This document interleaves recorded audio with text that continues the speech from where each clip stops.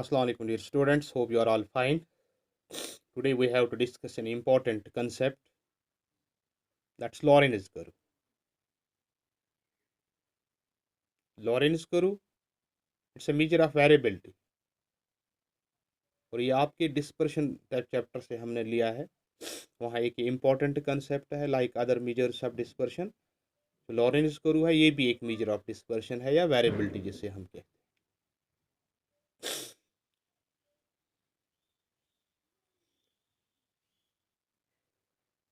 जो Lorenz curve है इसका कंसेप्ट हमें मैक्स लॉरेंस ने दिया है। मैक्स लॉरेंस एक इकोनॉमिस्ट थे, स्टैटिस्टिशियन थे और उसी ने ये कंसेप्ट दिया है और उसी के नाम से ये कर्व भी मशहूर है, लॉरेंस कर्व। और इस कर्व की मदद से we measure the variability of statistical series.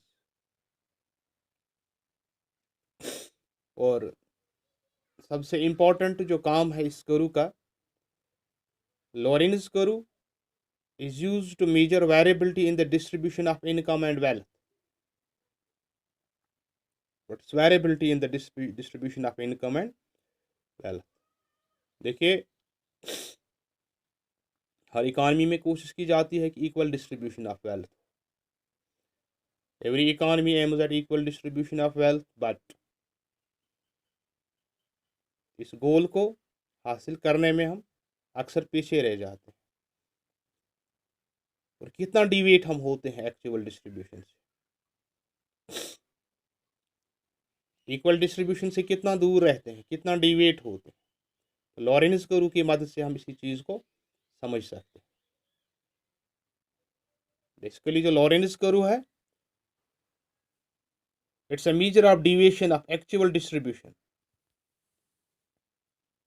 It's a measure of deviation of actual distribution of income and wealth from the line of equal distribution. है क्या? It's a cumulative percentage curve. ये cumulative percentage curve, the extent of deviation of the line, the extent of deviation of the actual distribution from the equal distribution is called Lorentz coefficient. ये भी हमने discuss करना है। Lorentz coefficient, Lorentz curve, Lorentz coefficient, ये basically graphic curve है। और जितनी दूर ये लॉरेंस कर्व होगी from the line of equal distribution, तो इतनी ज़्यादा इनइक्वलिटी होती है, वेरिएबिलिटी होती है उस सीरीज में। और जितनी करीब लॉरेंस कर्व होगी लाइन ऑफ इक्वल डिस्ट्रीब्यूशन के, तो इतना lower will be the variability और द डिग्री ऑफ इनइक्वलिटी। देखिए, मैंने आपके सामने एक हाइपोथेटिकल लॉरेंस कर्व रखी है। कंस्ट्रक्शन से पहले let me give you some idea. ये हमारा ग्राफ है, ठीक। As usual we plot on two sides, two axes. On one axis we take percentage income, on other axis we take percentage of persons. ये जो हमारी line है central वाली, which connects 0 to P, this is the line of equal distribution. Every economy aims at this line of equal distribution, but what happens? The actual distribution assumes the form, it goes like this. जो बीच वाली नीचे वाली curve है, इसे हम Lorenz curve कहते हैं। Lawrence curve ये ग्राफ है एक्चुअली, और इस ग्राफ के जरिए हम लॉरेंस कर्व हासिल करते हैं। कैसे करते हैं? We will discuss that through tables, but the shape of your Lorenz curve is like this. ये आपकी लॉरेंस कर्व, जितनी ये दूर होगी लाइन ऑफ इक्वल डिस्ट्रीब्यूशन से, इतना ज़्यादा अनइवन डिस्ट्रीब्यूशन ऑफ इनकम होता है, अनइक्वल होता है। जितनी ये करीब होगी लाइन ऑफ इक्वल डिस्ट्रीब्यूशन, इतना सही हमारा distribution of income and wealth होता है। तो at the centre point here, it's here that there is a higher gap in the distribution of income and wealth. Variation ज़्यादा है एक्चुअल डिस्ट्रीब्यूशन से, Lorenz curve जितनी दूर होगी, जितनी ज़्यादा गैप होगी, इतना ज़्यादा इनइक्वलिटी होती है इन the distribution of income and wealth. Various steps are involved in the construction of the Lorentz curve, and इसके लिए ज़रूरी है आपके पास डेटा होना चाहिए.